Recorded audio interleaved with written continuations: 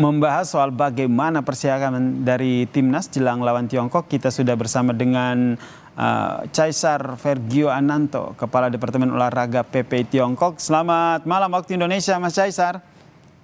Selamat malam Mas Yasin di studio. Mas Caesar, ini bagaimana nih persiapan timnas jelang lawan Tiongkok di sana? Iya, terlihat tadi sudah dilakukan latihan ya, latihan terakhir sebelum menjelang pertandingan besok melawan tim nasional China ya. Hmm. Kita lihat optimisme dari para pemain kelihatan oke juga. Semoga kalau sesuai dengan kondisi yang ada kita bisa merebut 3 poin di kandang timnas China. Nah, ini harapan kita bersama ya, merebut 3 poin, kalahkan Tiongkok di kandang. Lalu kalau berbicara soal timnas Tiongkok nih, Anda melihatnya seperti apa nih? Ya, dari yang saya baca 17 pertandingan terakhir kita hanya menang 3 kali ya dari timnas China. Jadi ini satu motivasi tersendiri bagi kita ya yang sudah didukung sama pemain-pemain abroad juga Hmm. dari luar negeri, dari pemain di Eropa. Ini jadi motivasi tersendiri buat kita mencuri kemenangan pertama setelah terakhir kita menang di tahun 1987 ya, Mas. Hmm. Wah, timnas China ini sudah lama banget. Jadi semoga ini bisa jadi motivasi tersendiri bagi timnas kita untuk merebut 3 poin supaya peluang kita ke Piala Dunia lebih lebar lagi. Amin, amin. Nah, saya ingin tanya juga nih pendapat Anda nih soal minus Jordi Amat nih. Anda membacanya akan seperti apa strategi ataupun pola permainan yang nantinya akan dilancarkan oleh STY?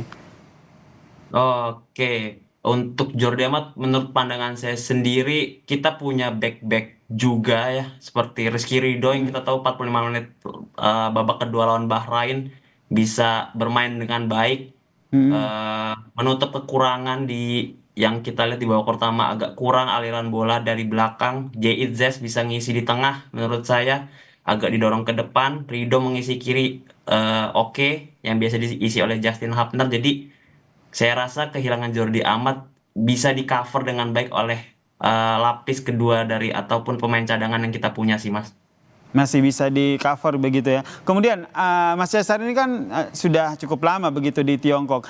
Mas Cesar sendiri melihat permainan ataupun gaya ataupun persiapan dari Tiongkok sendiri ini akan seperti apa untuk menghadapi Indonesia?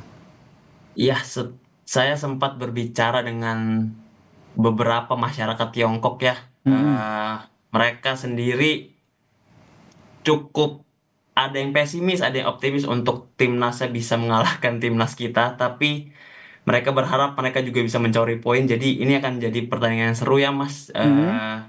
Karena Cinanya termotivasi untuk menang, Indonya juga termotivasi untuk menang. Walaupun di timnas China kita tahu Mm-mm. sedang mengalami badai cedera ya, ada 7 sampai 8 pemain yang ngalamin cedera. Bahkan kapten mereka terakhir Ule mengalami cedera, tapi kabarnya sudah bisa tampil melawan kita nanti pas besok hari ini. Oke, berarti ini timnas Indonesia ini sudah mulai diperhitungkan ya oleh timnas Tiongkok ya Mas Caesar ya? Ya, sangat-sangat. Bahkan beberapa rekan pelajar saya dari yang berasal dari Tiongkok mengatakan bahwa wah Indonesia sudah kalau bahasa China-nya Chin Pula Henta Apa sangat tuh artinya? berbeda dari yang dulu gitu loh, bahwa perkembangannya sudah sangat pesat gitu dari yang Mm-mm. dulu. Apakah mereka juga menyimak beberapa pertandingan dari Indonesia sebelum-sebelumnya? Ya, ya, sangat menyimak. Bahkan setiap kali timnas Indonesia main, saya selalu dikabarin untuk jangan lupa ya kamu nonton, timnas kamu main nih. Hmm. Kemudian soal cuaca nih, ini bagaimana nih kondisi cuaca di sana? Terus nanti apakah timnas Indonesia ini sudah bisa beradaptasi, gampang beradaptasi atau seperti apa? Ya, untuk cuaca saat ini kita memasuki musim gugur ya Mas di sini. Jadi di Qingdao bagian utara China dalam kondisi yang cukup sejuk. Jadi untuk para pemain abroad yang bermain di Eropa ini kondisi yang cukup nyaman bagi mereka ya sepertinya. Cuaca tidak terlalu berbeda jauh lah dengan Eropa karena cuacanya sedang sejuk dingin di sini. Hmm. Untuk kualitas stadionnya sendiri sudah ada info belum? Oh ya, kemarin kita sempat lihat. Mm-mm. kualitas stadiumnya ya. Terlihat baik ya rumputnya. Jadi kemungkinan besar dari segi permainan, kalau kita bermain dengan passing pendek, umpan kaki ke kaki, ini akan berjalan dengan baik ya bolanya kelihatannya kalau dari kondisi lapangan yang sudah disurvei hari kemarin oleh eh, teman-teman dari PPIT lainnya di Shantong. Oke, kemudian bagaimana dengan antusiasme dari warga negara Indonesia untuk menyaksikan laga timnas melawan Tiongkok? Iya, antusiasmenya sangat tinggi ya menurut saya. Sampai Heeh. saat ini kemarin kami mendata ada sekitar 300 sampai 350 masyarakat Indonesia yang membeli tiket langsung ke stadium, karena kita tahu juga Qingdao ini tidak Mm-mm. bukan berdekatan dengan kota-kota besar lainnya seperti Beijing atau Guangzhou atau apa ya. Qingdao ini lumayan agak jauh dari Beijing, sekitar 4 jam naik bullet train atau bullet train itu yang kereta cepat ya, itu sekitar Mm-mm. 3 sampai 4 jam. Jadi agak susah menjangkaunya, tapi tetap antusiasmenya cukup tinggi. 300 sampai 350 orang menurut saya cukup tinggi untuk menonton laga ini Mm-mm. walaupun kondisinya agak jauh ya dari kota-kota besar. Tapi ini ada yang koordinir ya, Mas Cesar, untuk nonton bareng begitu langsung menuju ke stadion untuk nonton bareng laga timnas ini. Ya, betul. Ini dikoordinir langsung oleh kami pihak PPIT, Heeh. PPI Tiongkok bersama KBRI langsung mengkoordinir para supporter ini untuk bisa langsung menonton langsung ke stadium. Jatah tiket yang dialokasikan berapa, Mas?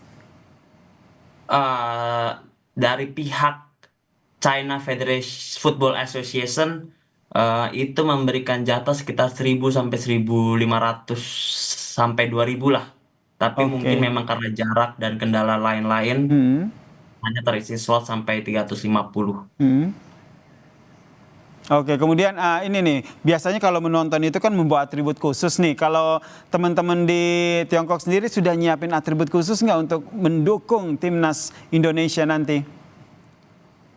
Ya, kemarin sudah sih karena kita mendata juga ya atributnya. Ada yang Hmm. membawa spanduk, ada yang membawa pastinya memakai jersey ya. Terus ada yang memakai Hmm. atribut-atribut lain seperti bando, topi, dan bahkan toa. Drum pun kita Hmm. kemarin sampai ada yang menyewa di salah satu tempat di China. Besok tinggal dibawa jadinya langsung ke stadium. Berarti termasuk menyiapkan yel-yel begitu ya untuk membakar Ya, semangat timnas betul, di sana betul. ya. Oke, ini termasuk menyiapkan koreo khusus atau yel-yel begitu ya, Mas? Iya, betul, betul. Kami menyiapkan yel, nanti ada yang koordinir langsung di dalam stadiumnya. Berarti tiket hingga saat ini masih tersedia? Untuk tiket dari pihak China Football Association-nya sudah menutup untuk pembeliannya, tapi mungkin Mm-mm. beberapa tiket sisa di web laman resmi pembelian tiket masih ada ya, tapi mungkin berbeda tribun dengan di yang kita dapatkan. Eh, ini kan kalau untuk di daerah Qingdao, begitu. Kalau untuk di daerah lain, ini nih ada info nggak mereka menggelar nonton bareng begitu? Sampai saat ini di kota saya di Tianjin Hmm. ada nonton bareng, tapi mungkin tidak dengan skala yang besar ya, karena Mm-mm. peraturan dan lain-lain tidak boleh berkumpul cukup dalam grup yang besar sebenarnya. Jadi mungkin di perkamar mahasiswa-mahasiswa nonton bareng seperti itu aja sih, Mas. Oke, baik. Kita tentu berharap ya nanti pertandingan nanti bisa dimenangkan oleh timnas Indonesia ya saat melawan timnas Tiongkok nanti ya, Mas Caesar ya. Iya, Ini amin, harapan kita amin, betul. bersama begitu. Terima kasih Mas Caesar Vergio Ananto ini selaku Kepala Departemen Olahraga PPI Tiongkok telah berbagi informasi bersama kami di Kompas Malam. Salam sehat Mas Caesar.